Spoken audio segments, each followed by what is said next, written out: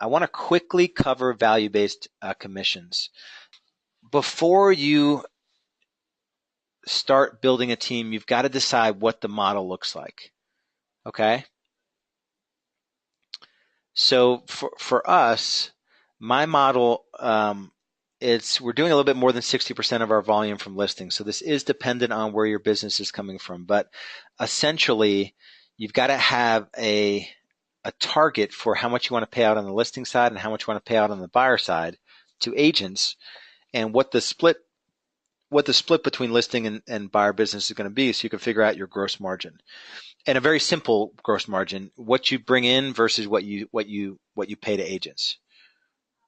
Right? So that, to me, I want to be in the 65 to 68% range gross margin. So after I pay my agents, there's 65 to 68% left over for the team to make decisions on how to spend.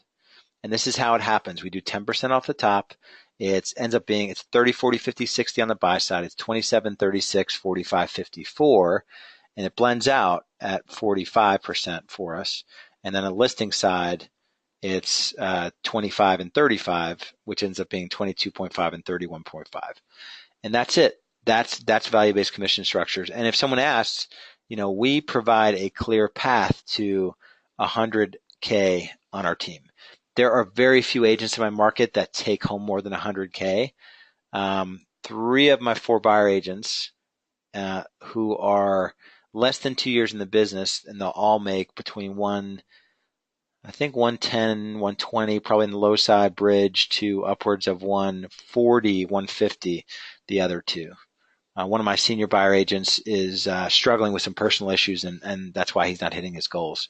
But he's made 6 figures before, and we have 2 new agents, which once we get them ramped up, their goal next year will be to hit 6 figures. And then we've got 3 listing agents. So that's it. That's value-based commission structure.